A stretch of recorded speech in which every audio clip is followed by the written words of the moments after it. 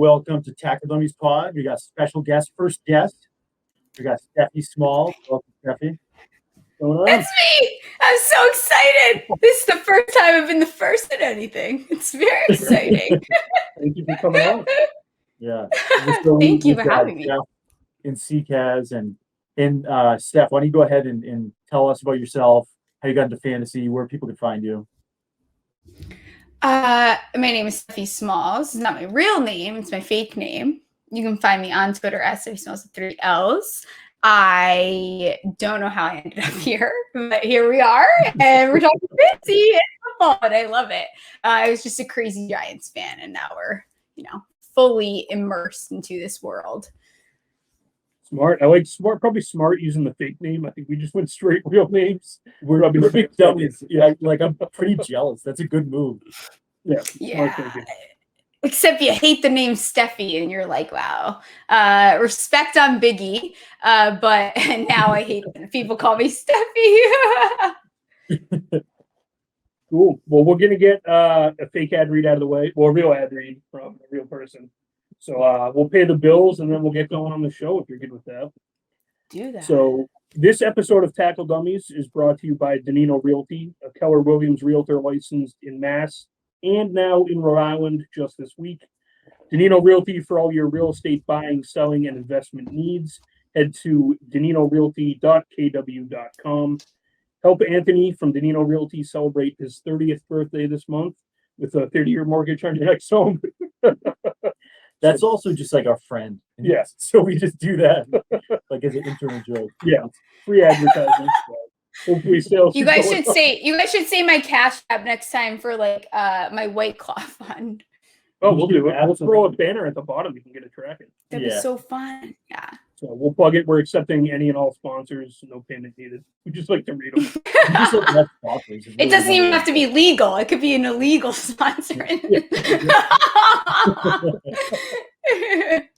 So thanks for joining us today. We're going to kick it off with an interview. Before we get to the interview, just to set the groundwork. So you've been fighting some sickness, right? Mm-hmm. And it's bad. my question, I mean, everybody's familiar with the MJ flu game, but really, I think the Steph Smalls flu podcast is really like the next big thing. So, what they always say, or I don't know who even always says this. I don't even know why we say that phrase. We don't even know who the person is that always says it. History repeats itself. And that's, I think, what happened here with Burden flu game is history is repeating itself with me. I had to push things back. So now I'm like back-to-back shows. But I'm very excited to be on here with you two. Hopefully you're feeling better.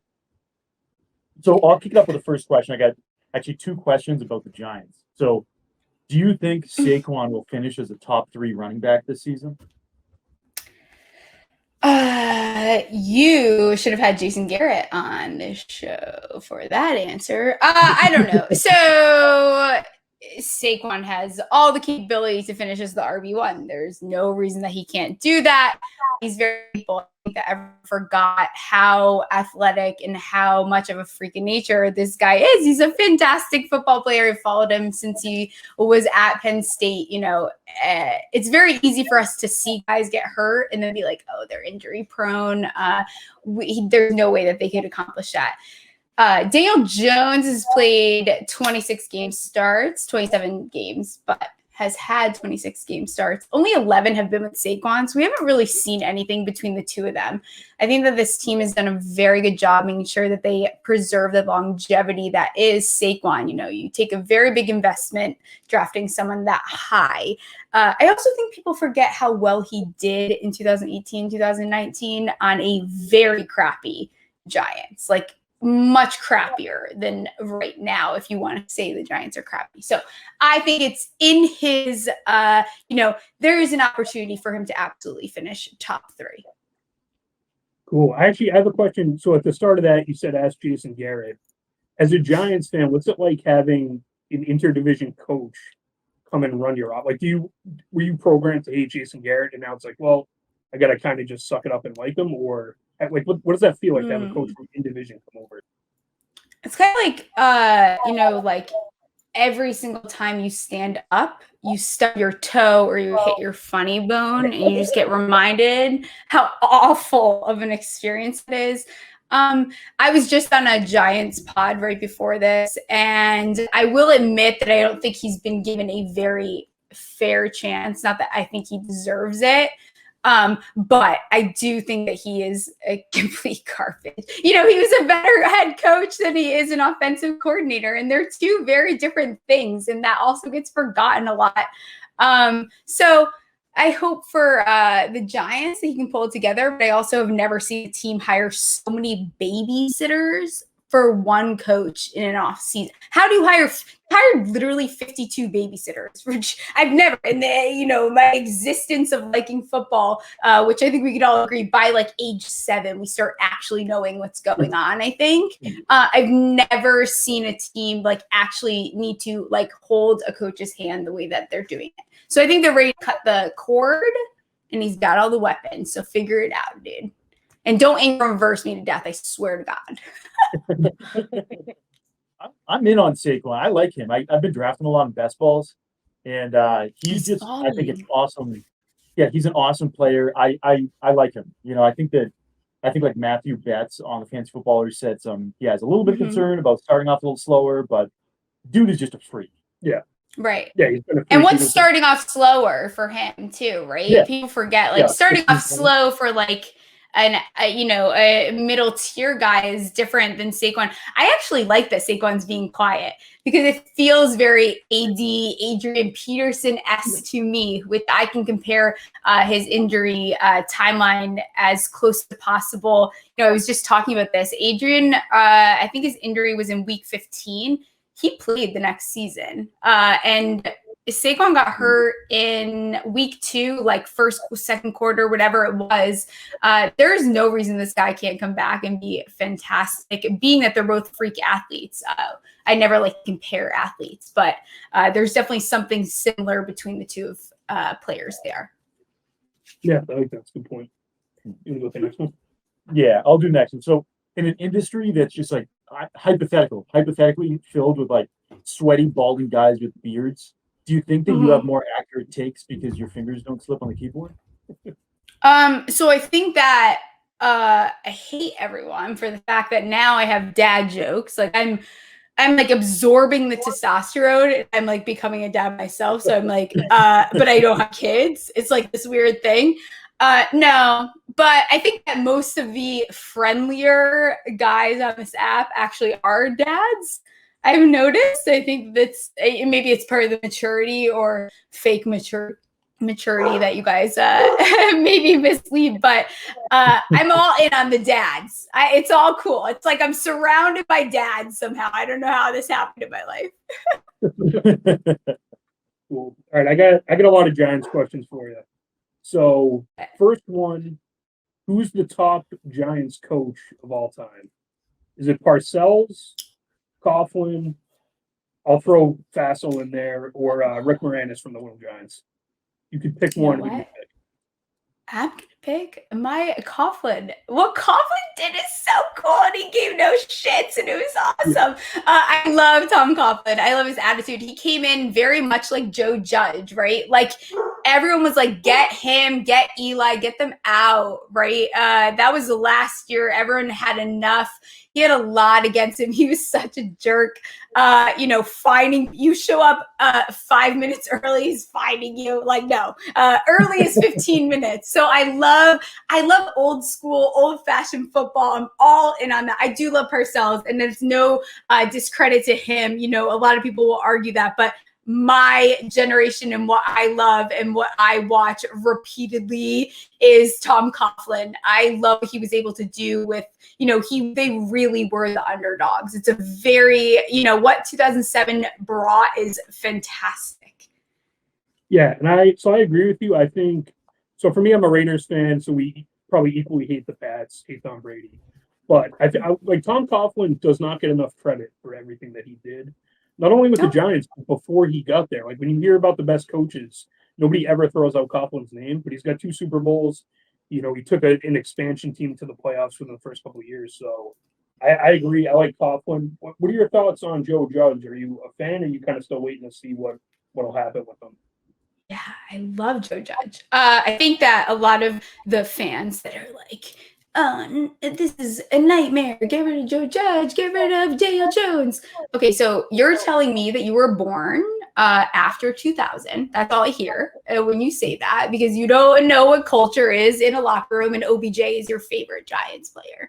That's all I hear when they say that. I think Joe Judge has made, he's done exactly what he said. He said, we're not going to win that many games when we walk in there, but we're going to make a difference. We're going to change the foundation. He walked in just changing every little thing, fixing small things that not everyone has noticed. This offseason is different. I don't remember an offseason like this where there's actually movements that make sense. John Ross, Galladay, Rudolph, Adoree Jackson. I mean, we're talking about big moves to actually shape this team. And the Titans didn't play that bad. They won 6 games, everyone. Like, that's what everyone forgets. They weren't that bad. And a lot of those games were lost by very minimal points. So I like the fact that culture and coaching, which is something that I say a lot, it's finally coming back. For once, it's coming back. And I think that Judge, other than his love for Evan Ingram, I love him. Well, it's funny. Like, I feel like it's like just dumbing it down the way my brain works. Like, he just feels like a head coach. Like McAdoo, like some of the guys that were in there after Coughlin, just like it felt kind of like a clown show, and it was. And when Judge came in, it's just like that calming presence. I think. And players want to play there, right? You have someone like Blake Martinez. The season ends on like not a very high note, not like happy-go-lucky, let's all hug each other. He's tweeting, "I want to be a Giant for life." Logan Ryan could have got the bag anywhere else. I mean, like the dude easily played in very well to get paid somewhere else, much more than the Giants were going to offer him. And he chose to go out and start recruiting players. Adoree Jackson came here, and you keep hearing it. Even Galladay. I think Galladay could have probably gone to a better team. But for some reason, he chose to come here. And I think that's a lot of Joe Judge's culture and what he is, changing about that. Even Patrick Graham, he turned down going to head coaching interviews because he wants to work for the Giants. So there's a lot, people want to be there for once. I actually want to watch them for once. You go. I like that. Okay. So you mentioned Kenny G. So after Kenny G, there's a lot of pass catchers like Evan Ingram, Sterling Shepard, Darius Slayton, John Ross. Do you think that any of those other guys are going to be relevant in fantasy beyond like the Kenny G and Saquon? So the New York Giants are not a very fantasy friendly team, and it's not that they can't be. It's just I don't, I have to see more. So maybe that's my misjudgment. I just don't know who is going to be. So if I'm going to put my money on anyone, it's Daniel Jones and Saquon. I think Evan Ingram, less pressure. Sure, he'll get 3 touchdowns and everyone will be so excited. It's not that exciting. He just got less than 109 and got more than 1, right? So it's not that exciting if Evan Ingram does that good next year. It's just that he got 30 targets and actually did what he was supposed to do. I think there's 2 players that still excite me would be, my very sleeper Rudolph. I think that with Jason Garrett, the guy that he is, loving Witten, loving everything that was Witten, and Ingram not being that, I think that Rudolph might end up being a sneaky value, especially in redraft where, any league, he's literally free. He might end up being the guy. I imagine him having more touchdowns than Ingram has, just by the playbook and what we saw. Kenny G should do very well, especially with Daniel Jones being a very good deep ball passer. Again, should do well. Sterling Shepard would be the next on the list for me. I think that he has had too much pressure in every year that he has played. Finally, for once, he can just be that wide receiver 2 that he is. And I think that's awesome. He's coming off a career high year. Jason Garrett used him very poorly, though. But I think he's he's someone that in late rounds I'm taking him over Slayton easily. But I think there's a lot to like about the Giants, and no one likes them, right? So in fantasy, it's like you're getting all this value that's dropping so low. So Yeah, very low. I picked up in, after the season ended, Daniel Jones in the 17th round. Are you going crazy? If he goes off, you're going to regret that. I like that. You got another one? Yeah, so this is my last one. So which interdivision teams, which NFC East team do you hate the most or not like the most? And why is it the Eagles? Okay. So I think Washington they're nice fans. I think that what they're doing is nice. I think they screwed themselves with Fitzmagic. And I like they haven't been able to beat Daniel Jones since he entered. So that's fun. It's like Daniel Jones is his daddy. It's like a good, fun joke. But I think that out of, the Eagles and Cowboys easily. The Cowboys I probably dislike more only because I went to college with Nick Foles, so I'm a little partial to it. But boy, I dislike their fans. It's bad. Why do you act like that? The behavior is disgusting. Yeah. I think I hate the Eagles more, though. I'm sorry, Nick Foles. I hope you're not listening. Yeah. He is. He's actually, we were big, quarterback pod guys. Nick Foles, big fan. Yeah. Well, that's why he came on. I figured he texted me and said he was a huge fan. That's why I came on.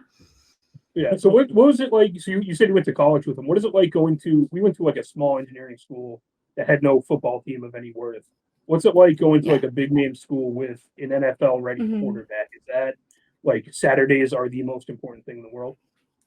I mean, I'm not a bad boy for life, so I feel like I missed out on that opportunity in my life to be a bad boy for life. But yeah, it was awesome. I mean, I kind of got the end of the football era before Arizona just took a huge this was kind of up, kind of down, and then just shot down. And then I was there for when we were in Sweet 16. So it was very fun, awesome. I always wanted to do that, to go to a huge sports school. But, after that, we kind of stopped. But it's cool. The Giants drafted out of nowhere. I swear Joe Judge did it for me. Drafts Brightwell after the Arizona has a horrific, one of the worst historic years ever. Goes in you player. I was for it though. I ordered his jersey. Why not? It's fun. All right, you go. So, you were talking about OBJ. I have a question because, I have a theory that real New York Giants fans hate OBJ. Is that true? What are your thoughts on OBJ? Yeah, real Giants fans, and I don't know that it's real, but it's like I said before. If you like OBJ and that's your favorite Giants player and you're really you're sad and you're butthurt that means that you were born in 2000 or later. That is all I hear when you talk. You don't know what you're talking about. And OBJ was just, it's this fungal infection that you can't get rid of. You keep going to the doctor and it won't go away. And then it takes a while to get rid of. And I swear we're just getting rid of the OBJ nonsense. It's just getting Galladay. We haven't had a wide receiver once. That's what people forget. Since OBJ, there has not been a wide receiver one on this team. It's crazy. Are you kidding? It really is. Yeah. But OBJ made a cool catch once, so is that worth the trade-off?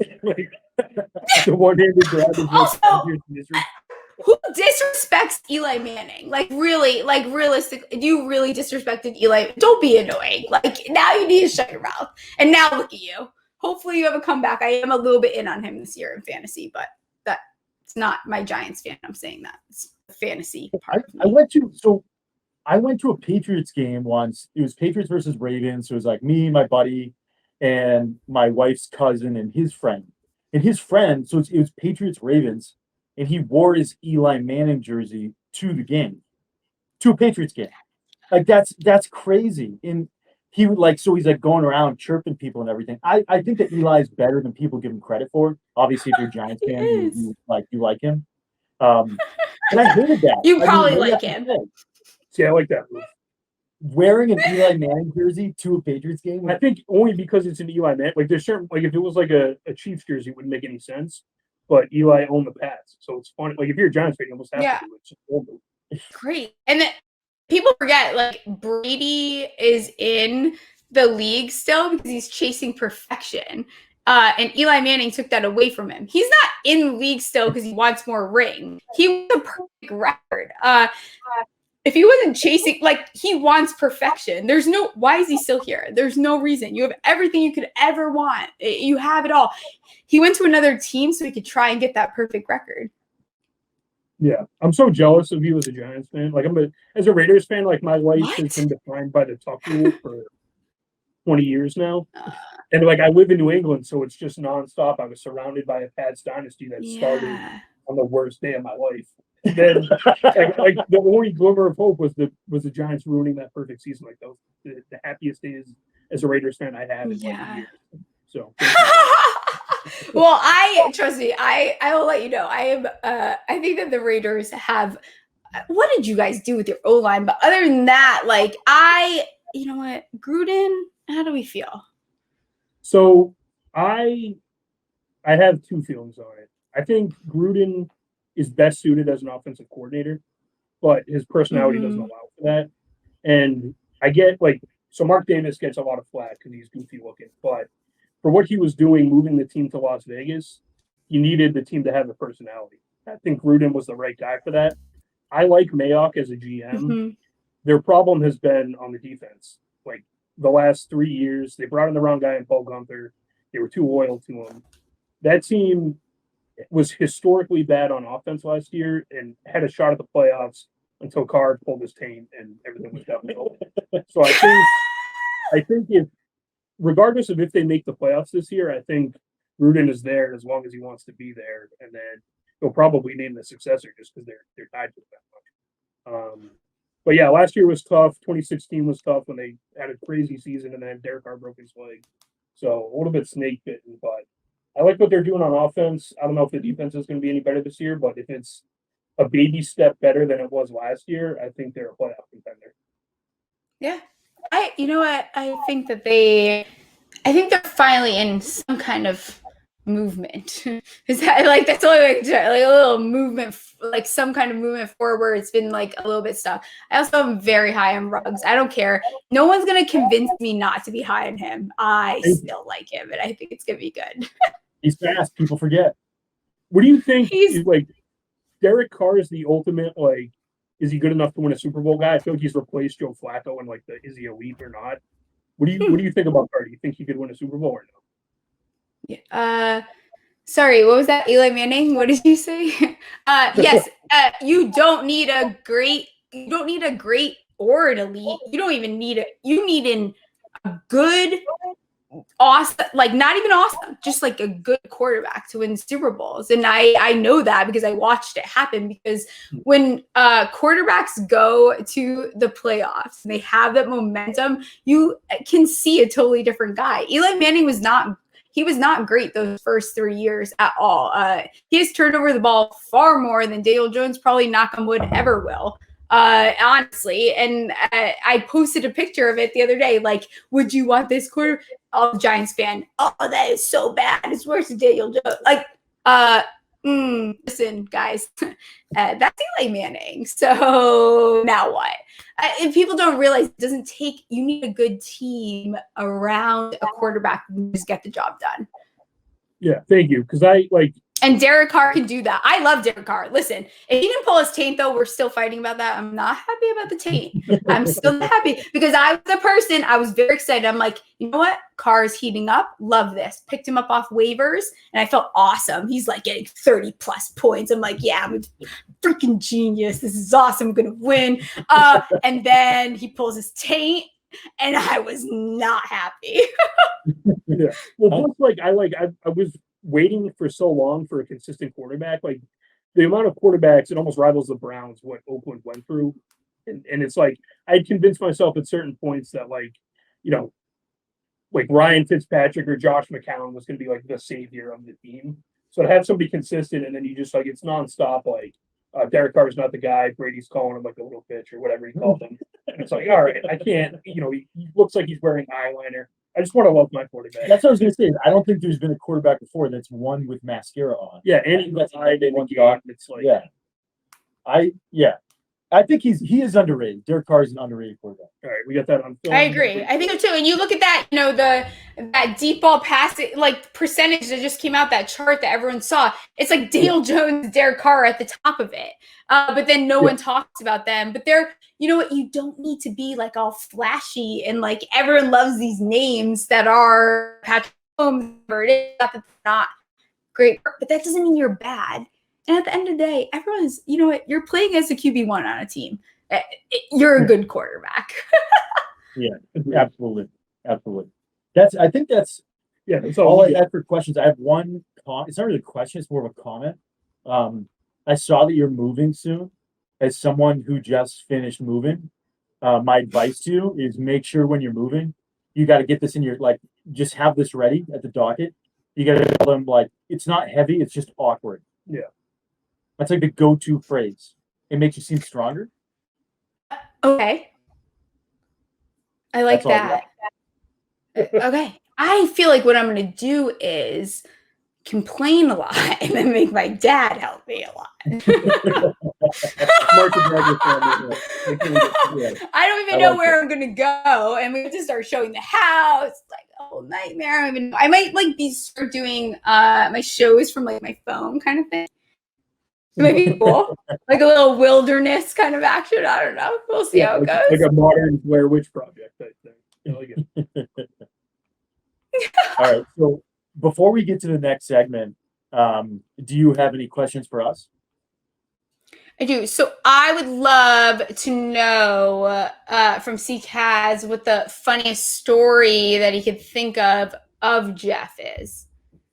So actually, I think I tweeted this a couple of days ago. So we had an apartment together after college.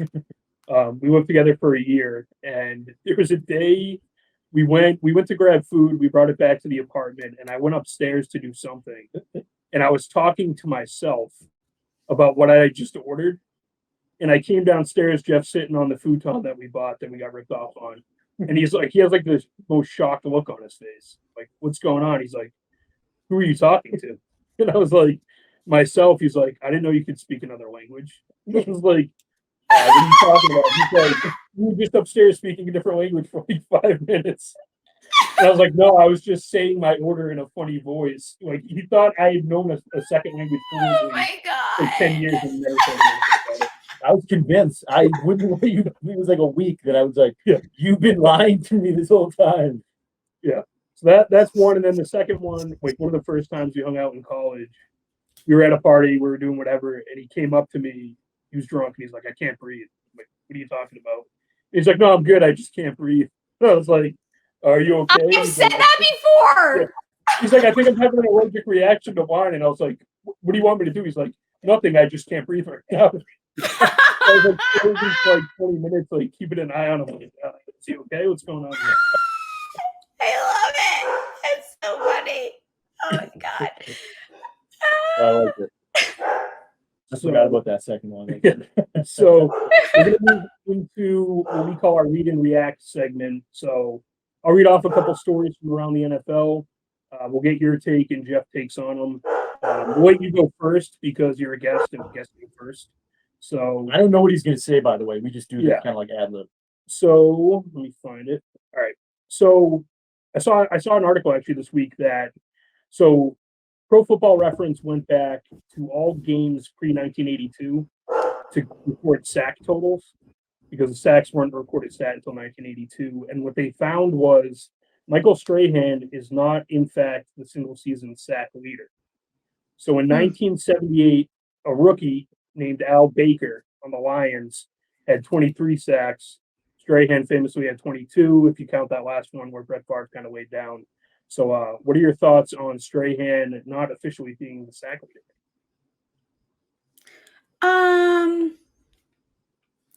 Okay, so I have two thoughts. I have pre-story I found out about Strahan and post-story I found out about Strahan. So I would be very angry about this.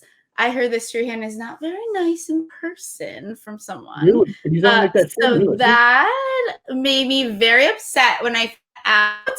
But funny, I say that, make it really quick. I listen to XM radio like literally all day. And it's going to be interesting because, we're going to have 17 games now. They're not going to change anything about the stats. So who was on? I can't think of his freaking name. He played for Green Bay. Whatever. Regardless, they're not going to like change anything about the stats. So it's like people are going to have 2,000 plus seasons. They're going to have 6+ sacks, but they're not going to adjust that to the guys that didn't play. So we're going to see a lot of this happen where people are not very happy. Michael Strahan is a hero, absolutely. And his commentary on the 2007 football story is one of the funniest things I've ever heard. He hated the Giants. He hated Eli. He hated Coughlin. He hated everyone there. He didn't even know if he wanted to play. He took a $500,000 fine to not do off season. He had no interest in them, and then went on to, being the cuddly bear that he was. Yeah. Cool. Any thoughts on that, Jeff? I don't know. I don't have any strong thoughts on that. I guess like that's kind of wild. Like I feel like someone would have. It's surprising to me that we're just finding out about that now. Yeah. You know what I mean? Like I feel like seems like a lie. Yeah. And I've never heard that name. There's certain names for older guys that you recognize right away. That was the first time I ever heard of this guy. What was his name? Al Baker. His nickname was Fake. That's a fake name. Yeah, and like in his rookie season, that's like if that happened today, that'd be insane. And just nobody talking about it. It sounds as fake as a name like Stephie Smalls. Like it's like, like that seems like sketchy. It's like like super fake. All right, so story number 2 I've got. Big Ben reportedly has become obsessed with his diet and working out. Over the last season of his career. So any thoughts on Big Ben trimming up for the last season, I guess? It's never too late. Like, I mean, dude, it took you this long. Is it because Brady stopped eating strawberries like 10 years ago. You're not going to catch up on him, man. Like, I think it's very, we're very happy for him. I don't know that it's going to fix anything. And I love that for him. Maybe he'll move a little faster. I don't is it really going to do much? It's a little too late, but I applaud him. I think it's very nice. I think I had a tweet. I quote tweeted that story and was like, when I realized it's already summer and it's a little too late, right? Like we all like, oh shit, it's summer. And then you you start going to the gym and it's just kind of too late. And then you wear a t-shirt to the pool. I feel like that reminds me that was me today. I brought a salad to lunch. I didn't eat the salad, but I think that's what he's doing. I think he's like, I'm just going to bring a salad with me to lunch. That's going on a diet. I don't think he's actually going on a diet. I think he's just doing small things like that. Like it seemed like he's doing something healthy. Or is he lying like I do? I lie, I was a fake part of the FF Fit Club, right? Like I wasn't actually part of it. I was just kind of a part of it. I would go in the elliptical a little and whatever. And tweet about lettuce every once in a while. But that's how I feel like, I never tweet about lettuce. It's just that part I made up. But I feel like it's I think he's trying to get people in on him having some kind of resurrection to his joints. Yeah, and training camp is the perfect this guy's in the best shape of his career. So this is just Big Ben, let me get in on that for one off season, see what it feels like, and then we'll be back to eating Chinese food on the team flights. And he was also came out and he was talking about the timeline of events. Did you hear this? No. And he's like, when I was younger, I'd go on my motorcycle, I'd go boozing, I'd get with the girls, and then he's like, and then I met my wife, and then all that ended, and I just now I'm just kind of locked down. It was pretty disrespectful to his wife and kids. Yeah. And his past. That's how he is. Yeah. All right. The last one I've got, I'm going to start with the baseball thing and then segue into the NFL part. So for anybody paying attention to baseball, Shohei Ohtani's doing things that haven't been seen since Babe Ruth. I saw him. Oh, really? He almost hit the cycle. Where was I? I was in Tampa Bay that last game. Yeah. That's awesome. That's sick. So he's, obviously he's pitching, he's hitting, he's one of the best pitchers in the league. He's leading the league in home runs. Started the All-Star game as a pitcher and a hitter. So segueing to the NFL, who do you think, and some guys have done it in the past, but in the modern NFL, like a guy today, who do you think could dominate playing both ways? Pat Ricard, easy answer. Yeah, so he played defensive end and fullback, not to brag. So MBD but KBD. Yeah, NBD but KBD. Pat Ricard signed my jersey today, which is pretty signed his jersey for you. I think is what you say. Interpret it the way you want to interpret it. But yeah, Pat Ricard is the man. He's a cool dude. Yeah. That's my answer. Oh God. I don't know. I feel like Gronk could do this, and just because I'm trying to be fun, like that's like all I can think of. I saw Metcalf hit a ball. He looks fantastic. Maybe he could do this. He could play baseball. Maybe I don't know. And then I think for me, it's like probably. I think the defensive ends are probably the easiest ones because they're so athletic. So like Myles Garrett, I think is a guy that could probably play anything he wanted to, offense, defense, can go play baseball. So. Oh, guys, they answered the question wrong and no one corrected me. Why? What did you say? Oh, Gronk could play baseball. I thought you were saying a football player that could play baseball. Oh, no, well, I guess you meant. Yeah. Yeah, like I offense guess I and totally defense in football. Okay, that's fair. I think Xavier McKinney could be a receiver and play in the secondary for sure. He's so talented, that kid. It's crazy. Even in college, he played cornerback, secondary. He just plays whatever. He's very versatile. So he could totally play in the offense.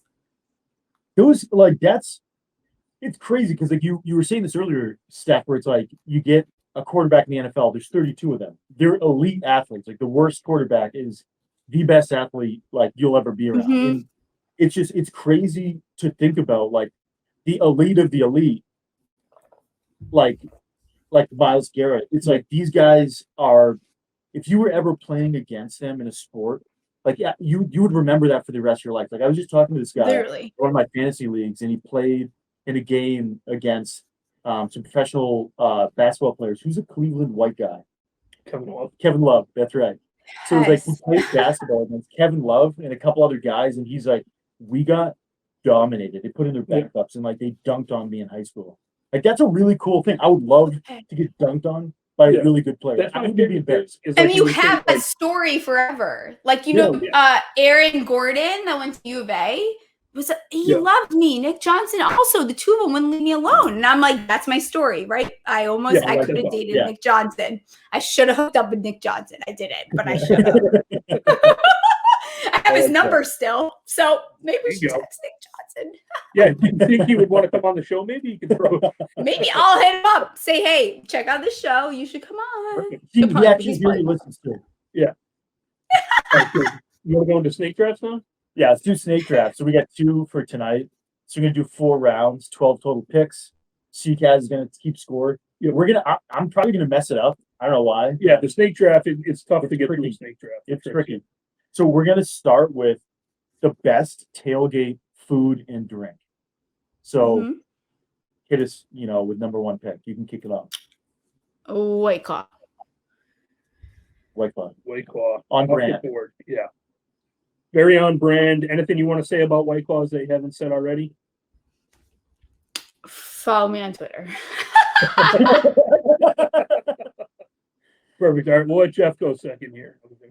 Okay, so I'm gonna go with sausage, pepper, and onions. I love sausage, pepper, and onions. You get a grill outside. I used to. It's just you get some spicy mustard on there. I'm kind of a brats girl though, like a bratwurst, cooked in beer with a little mustard action. Yeah. I'm with you. I'm lumping that together. Like you can't. Yeah, yes, I can. It's the Wiener family. It's the Wiener family. So you're taking all wieners. Yes. You can't take all wieners. There's a very. I have that one. Like, so I'm going to take burgers first. So simple. That's like a left guard. Is just going to be solid for years to come. A burger. It's a good food to eat while you're standing. It's not too messy. They're easy to grill. So I'm going to take burgers with my first pick. And then coming back on the snake, I'm going to take beer. I think beer is simple. It's easy. You can buy it in volume. Okay, by volume. It's the engineer in you. It feels very engineering here. Yeah, It's bad boy life. exactly. You can drink a lot of it. It's kind of It's bad boys for life. Yeah, exactly. And you can get the best part is you get koozies to keep them cold. You don't need a koozie though. I feel like you drink a beer You fast. do. Yeah. See, that's everyone's mistake. You do. At some point, you do need the koozie because then, you know, everyone gets drunk, whatever. But then you start being like, does not taste good. Why? Does it taste so bad? Because it's been sitting in your hand, heating up by the sun while you like take shots or do whatever you want. And it just tastes gross. Koozie is quick. Like you put your beer down, you know exactly what beer it is because you got your koozie. So. I will say, like, I was gonna say that next. I was debating saying a second overall. I'm a fan of trying different kinds of beers, like IPAs or stouts or whatever. I just like new variety. I'm a big judge a book by its cover guy when it comes to a beer. Yeah, I agree. But like on a tailgate, I want a Bud Light. I want something I can drink a bunch of. I'm not gonna like lose it. You can just pound them. You're good. They're easy. They're light. Bud Light is the beer choice. Not a sponsor. Could be a sponsor. Yeah. All right, Jeff, you're coming back on the snake here. What do you got? The next one is a little bit of a stretch, but I just really, really like it. It's more so at home than tailgating, but we're gonna kind of like adapt on the spot here. And it's chili. I knew you were gonna say. Yeah, I love chili. A game day chili. I don't like chili. You don't like chili? Mm-mm.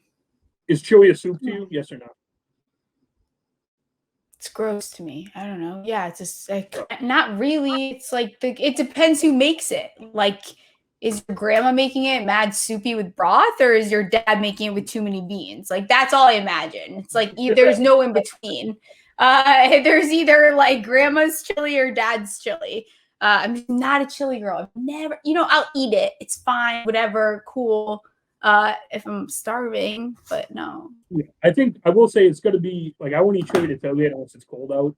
That's a tough like summer or early fall when it's still warm to eat. So how do you feel about everybody trashing the pick? I feel pretty upset. It kind of hurt my feelings a little bit. I'm sorry. It's just like weird, but it's like, but you can't. You're not have chili in September.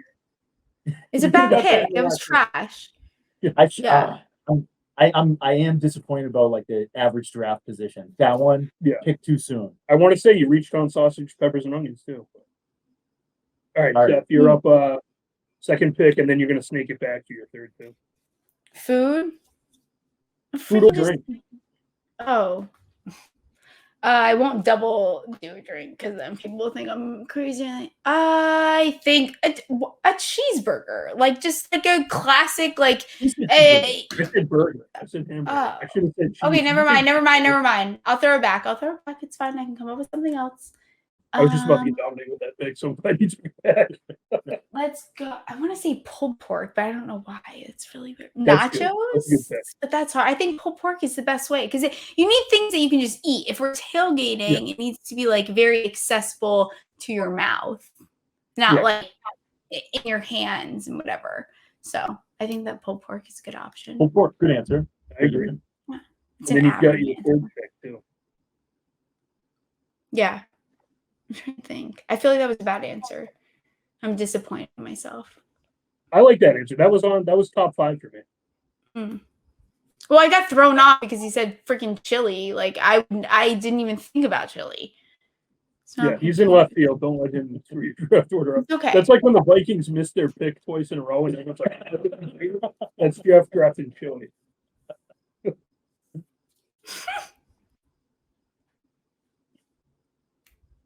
Any idea for the come around? Oh, do I have to go again? Yeah, we're snaking it. So you do 2, 3, and then it goes back the other way. Fireball. Everyone loves Fireball at a tailgate, because it goes down easy once you're drunk. You don't want it in the beginning because that's too much. But once you're wasted, you're like, yeah, give me a Fireball shot. So I'll go Fireball. I like that. That's a good pick. So for my third pick, I'm going to go wings. Chicken wings. Classic. Yeah. Finger food. You grab one, you go. Are you like a super hot wings guy? Not at a tailgate. Like I like hot wings, but I want to have something I'm not gonna like burn my mouth. Get too spicy. Can I say something controversial? What? I like boneless wings. I like boneless wings better too. All right, good. I don't know. Ew. Here we go. they're just way more convenient, especially like I'll eat bone-in wings at home. That's the only place because they're too messy. I'll eat both don't either care. place.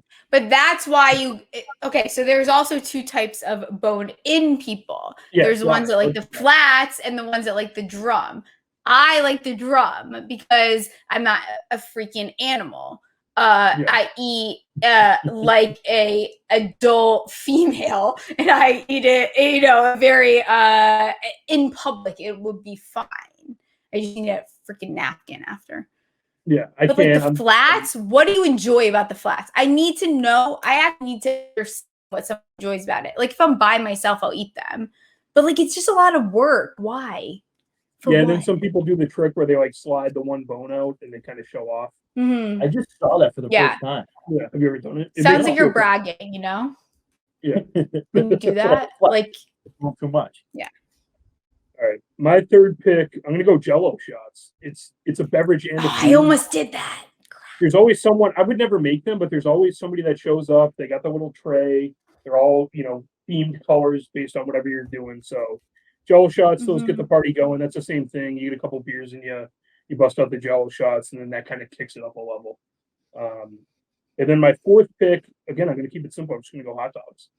So while you're standing there, you can do whatever condiments you want. Everyone can kind of do it. You can just do ketchup, you can do plain. So I'm just going to take. So I will only eat a hot dog if I'm drunk. Like I don't really like hot dogs at all unless I am intoxicated. Then like I'm like, yes, let's do a hot dog relish, do the whole 9 yards on it. But like I'm not like I'm never like, oh my god, let me boil a hot dog and put it on a bun in my house. Yeah, I'll eat a lot of hot dogs. The one time I question them is like I'll never eat a gas station hot dog. You can pay me enough to eat one of those. And then like in New York City, the carts on the street that like they put the red sauce on it, whatever. That like I worked in New York for a while. It would be like 95 degrees out, and just like this guy's sweating bullets making your hot dog. I just could never do it. So those are my only hot dogs. Well, the sweat on the hot dog is actually the sweat off his forehead. Yeah. That reminds me. So like my wife Caitlin was telling me the story, or her parents were telling me when she was in high school. I think it was high school or maybe middle school. She would go to school, and one of her friends would bring. Can I have that? Yeah. She'd bring like a Nalgene with hot water, and there'd be a hot dog on a string. That was her lunch that she would bring to school. That's a psycho move. You open that and you're stinking up the entire room. Yeah. Oh yeah. I went to the principal once in grade school, and it was because a girl would bring a thermostat. I'm not going to say her name. Hope she's well. With warm tuna in it. And finally, I snapped one day, and I was like, you smell. Like, I don't know what to do. Like, I can't even eat my food. I'm like, great. Isn't that nice about it, probably. But, like, you stink. Like, why are your parents? I just didn't understand. Why is it warm, at least? Like, torture us with the cold tuna. We don't need the warm tuna, Yeah. And, like, smell carries, like, farther if it's warm. That's gross. Yeah. And a thermostat, warm tuna, gross. And if you're like a parent packing your kid's lunch, you can't have your kid be the tuna kid. No, like you got to. It's got to be better. Yeah. Thing where it's, I don't care how much you like it. But I got in trouble. So is that on me? Or it's you and then Steph for the US. Okay, so last picks. I'm gonna go. You mentioned this, Steph, but I'm gonna take it. I'm gonna go with nachos. I think that nachos with a good salsa is a nice finger food. You get a few of them while you're grilling and tailgating. You can get those in, develop a baseline. Big fan of nachos. Silence. Gosh, this one's hard. I know, because I'm trying to think. Like, so tailgates normally. So we're talking an early tailgate. A direction that I would go is maybe like some kind of Bloody Mary option. So Bloody Mary versus mimosa, because usually you need to coat the stomach. That's why I like to go Bloody Mary in the morning. It took a while for me to like it, but I think I'm gonna go Bloody Mary. I like that pick. I was between Bloody Mary and Jello shots. It's a good one. Yeah. I like Bloody Marys. I haven't had one in a really long time, but like I like that. It's a good solid. It's a weird drink. It's something to like I feel like you don't get into until you're older. Does anyone even like it really? Like we like like it, but not. It's the cool thing about a Bloody but Mary you is can like, never have too many. No, that's like a 1, maybe 2. Yeah, And you need a everyone's got, like, Pepsi. their own spin on, like, this is Jeff's Bloody Mary recipe. He puts extra olives in there, whatever it is. You know, everyone's got their own little twist to make it. Yes. Okay. Wow. So we finished. I want a Bloody Mary now. We finished the first snake draft, so we're gonna do another snake draft, and then we have a couple other smaller segments. But the next one is gonna be worst kind of football fans. Who are we gonna have kick this off? I'll do it. So I'm gonna do the guy or the girl that like has to challenge your knowledge.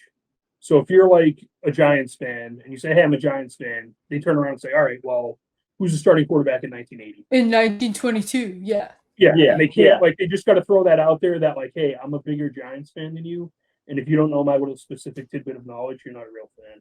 That's the worst. I had that answer too, and like specifically, it's like a big tier break for me is like when they do things before that person was born. Yeah. Like if you were born in like I was born in 1989, if you're gonna throw something around about like 76, like screw you. Yeah. That's bullshit. Yeah. Yeah, Jeff's not watching game tape in his basement, like learning up on history of the game. Literally. All right. Who wants to go second? I'll go next. No, you go. Okay. All right. So the one I'm gonna pick. I screwed up my ADP last time. I'll go with the person who blames every single loss on the ref. Every time their team loses, they're like, "Oh, that was the ref." Like, yes, there's times when teams lose and it's the ref, but I don't like using that as an excuse every time. I think it's very like unaware. Like you are clearly only care about one team. You're not paying attention to other NFL teams. Stop blaming everything on the refs. Yeah, I agree. And I actually was going to say something different, but you just reminded me of what I'm actually. Stop blaming everything on the quarterback. That's the fan I can't stand. It's not all the quarterback's fault, you crazy person, especially if they're O-line and they have zero weapon. Like, what do you want them to do? They're doing the best they can. It's not all the quarterback's fault at all. That's why all this cancel culture has happened with quarterbacks. I like that one. All right, then you get your second pick too to wrap around. Okay.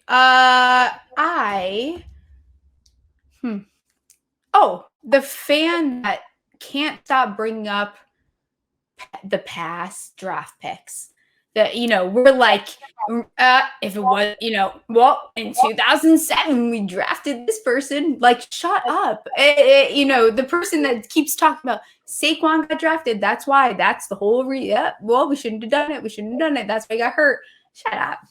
So bring up the past to talk about the future. Oh, like that. Especially when it's like coaches and owners have changed or something, where it's like it's not even the same group that made those picks and they're still blaming them for it. Yeah. So for the next pick, I am one of these, but I hate them, and that's Patriots fans. I hate Patriots fans. They're the worst. It's like every time you talk to someone, they're like, "Oh, well, Brady got traded away, but actually Belichick must know better." Everything that happens, it's like, "Well, Belichick has a plan, or this person must do something better." Belichick's an awesome head coach. Like, don't get me wrong. Patriots still a pretty good team. Like, I think they'll be a little bit better this year, but I just hate that it's like everybody has these blind, my team is the best. Everything that was done is for a reason, and we just happen to come into this really great, like, stars aligned situation. Really good coach, really good quarterback, a little luck mixed in. So it's like validating their dumb thoughts, and I just can't stand Patriots fans. Yeah. That's fair. Same with me. I hate them. All right. My second pick, I'm going to go the person that, like, and this is for if you're at a game, the person that just, like, can't stay in their seat. They have to get up and leave and come back, like, 8 times and not at convenient times. So you're either doing the awkward, like, turn to the side, pinch your legs together, or you got to stand up and everyone's unhappy. That person is always, like, in the middle of the row, too. Yeah. Or at the end against a railing, so they have to make everybody move. So I'm going with the get up all the time guy.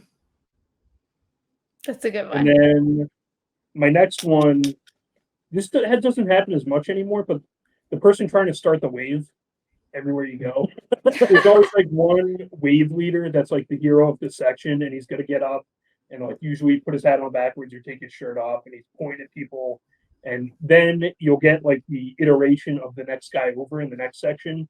It's like, well, I can't let this guy outdo me. So it's just a battle of people screaming in your face about standing up and doing the wave when you're trying to watch a football game. So, wave guy. Wave guy. Let's see. I'm gonna steal one that I feel like Steph, you might have said, or you might like have in your docket, and it's the guy that hates on the girl for being a football fan. Okay, like I know you posted about this, I know other people post about this. Someone's like, I'm a fan. Like I'll say to someone, or like, oh, you're a fantasy fan that's a man or a dude or whatever, and they're like, hey, I like this player, and they're like, oh, cool, like that's fine. And I feel like you hear like a girl say that, and a lot of times you're like, well, what do you know? Yeah, again, like what happened in 1980? Who's like the third string defensive lineman? It's like, I just don't like that energy and having to validate everything. I think it's kind of crap. Yeah. Love that. Love that. It's also the same guy. It's the same guy that screams penetration at games, right? Like it's like this. It's one type of human being. That's the guy that you're at a football game and he's like, hold me back, hold me back. There's that chick over there, one beer. Like just like you're obnoxious, dude. Too much. No one needs to hold you back. No one's trying to fight you, dude. Like you're fine. Just sit down. Oh God. You did kind of take my belt, right?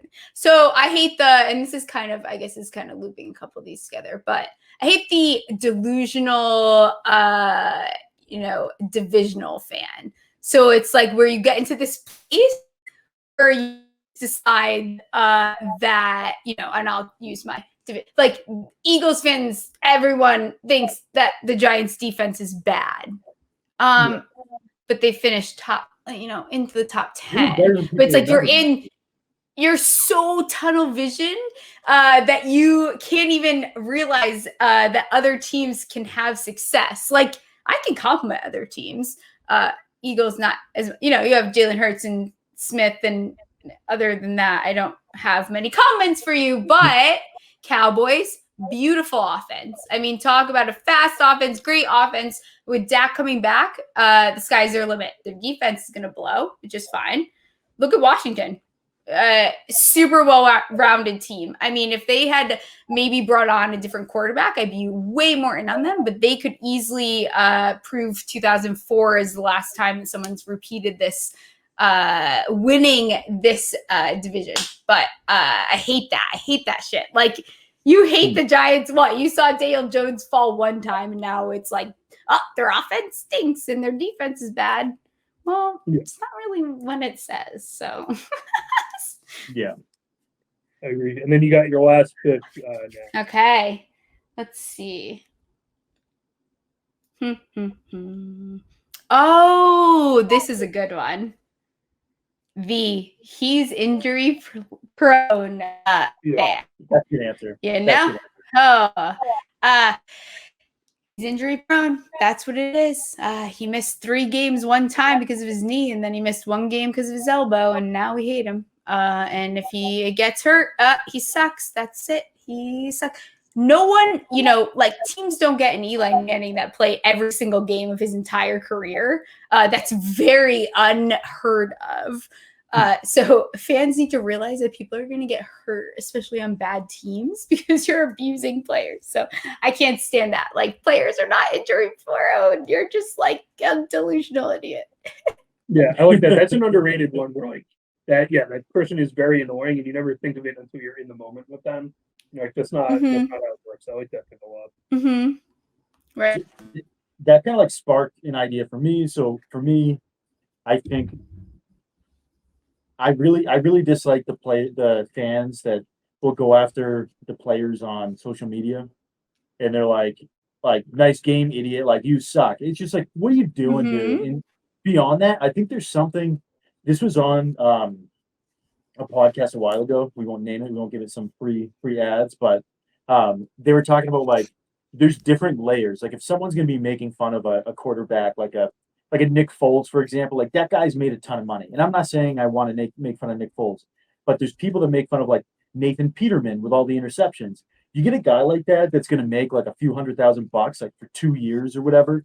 Like that's someone who's going to be going around the rest of his life and people are going to be making fun of him. That sucks. That's not someone who made life-changing money. So I think that there's a line. If there's someone who's like not that great and isn't rich, you need to be extra sensitive to that. Because again, they're still like an elite athlete. Yeah. And I think that's the other thing too, Ray, you just said it. Like everyone forgets, like we get mad about these players all we want. Did you play your entire life, go to college, go to the NFL? Anyone that has made it to the NFL is a good football player. Whether they perform at the level that makes your football team or your fantasy team, they still made it there. And none of us could ever do that. And there's also poke fun, right? Like the other day was joking around, tweeted at Aaron Rodgers. People were not happy about it. But I'm joking. If Aaron Rodgers were to see that tweet, he would know I'm joking. Like it's a difference than just like tagging a player and be like, you are the worst football player ever and you stink and blah. But especially players, that did not have maybe quite as much success as someone like Aaron Rodgers did. Just chill out. Yeah, just chill out, dude. Just chill out. Just chill. All right, my last pick to wrap it up. I don't know if this is specific to me. It's happened to me a bunch, and I can't stand it. When you're at a game, especially if there's it's not the stadium not packed, you're sitting in your seat. The person behind you puts their feet either on the back of your seat or on the seat right next to you, so they're just dangling their feet in front of your face the whole time. That drives me nuts. Especially if the stadium's empty, just move a couple seats over. There's nobody showing up. Nobody cares where you're sitting. Give yourself room to spread out. So right. It's the same. They remind me of the people that sit in the wrong seats. When you go to get to your seat, why are you sitting there? You're a grown adult. You know what your seat is. Why are you sitting? Yeah. I never understood that. It kept happening at the Nets games. Like I went to game 1 and game 7. Every time someone was sitting in our seat, it's like, that's not your seat. So why are you sitting there? And then they're going to do the whole charade of I must have ripped my ticket. Oh, wait. And then they go, oh, sorry. Yeah, liar. You're going to do that on an airplane? No, you're not. Yeah. So that's the end of the snake draft. So I think, like Jeff said, we had a couple more small segments. The next one, this is probably one of my favorite ones. So we call it Football for Dummies. Stupid ideas that kind of hop in our head about football or rules or anything like that. That we like to share. So you said you had a good one. I really like mine. So, a lot of people have issues with when the game goes to overtime. Like, what do you do? And I've got the answer. Rather than a coin flip, you get the mascots to do the Oklahoma drill, and whoever stands at the end of it gets the ball. That would be electric. Okay. That would be so much fun. You have them start at the end zones, meet in the middle. That's my idea. Okay. I like that. Especially for some of the funnier mascots where it's if it's a dolphin or I think the Vikings have the guy on the motorcycle. It's they're gonna do the Giants. And then the football team would I don't know. No, they don't. But the football team doesn't. And I was just about to make fun of them, but then realized that I can't because they don't have All right. My dumb idea is this isn't really specifically football related, but I had this thought today because I have a dog. He's a basset hound. When he drinks water, he only drinks twice a day, and he'll chug his entire bowl. So it got me thinking, why don't they make a Gatorade for dogs, or some sports drink for an animal? Because he's drinking water his whole life, and he's not very active. But if you have a lab or something, pump some electrolytes in that thing after you're playing frisbee, I feel like an untapped market. I don't know what you call it, but there's got to be Gatorade for dogs. It's got to be people would buy it. Yeah, I feel that. Yeah, a good name. People buy ice cream for the dogs. They're gonna buy Gatorade. I like that. And I also thinking that because he went to drink. I was drinking iced tea, and he went to try and drink it, and I'm like. He if you tasted that, your head would explode with flavors. You've never had anything that intense. That's my dumb idea. I'm trying to think of my dumb idea. Okay, so I feel like in light of the holiday, which I'm usually a couple of days behind, so I'm 10 days behind everyone almost always. So 4th of July was recently. I live, 10 days behind. I think Joey Chestnut should be involved. I don't know how, but Oh, did we lose her? Oh, I think Stephie cut out. I like the Joey Chestnut answer. Yeah, that's a cliffhanger too, like Joey Chestnut, and then peace out of the book. I'll try to shoot her a text, see if we can get her back in. Yeah. But he's an amazing, like, I think he is an athlete. Like, what he does. One of the most dominant athletes of our generation, maybe. I think he is. So she was just Stephie. We lost her internet. So we can just keep going, and if she joins us, excellent. If not, we'll link up with her later. Yeah. And try to get her to finish that answer because I want to see where she was going with the Joey Chestnut, but I think it was on a good track. So let's go. We'll move to good vibes only. If you want to go first, you want me to go first? You go first. All right. So my good vibe. This weekend got together with the old man. Made some sausage, which was fun. We do that probably like once every couple months. And then just kind of spent the day, had the dog over there, kind of hanging out, playing music, making sausage for like 6 hours.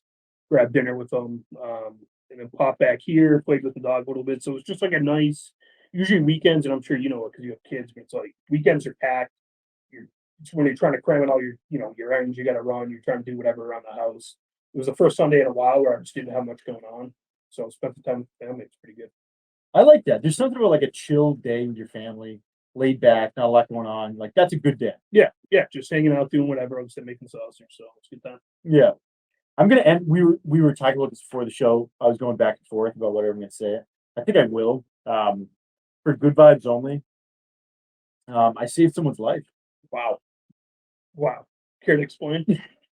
So it's a bit of an exaggeration, but the other day I was driving down the highway and there was a car that hydroplaned on the left lane and then it cut right, hit the guardrail, and it started flipping over. And this was like right in front of me.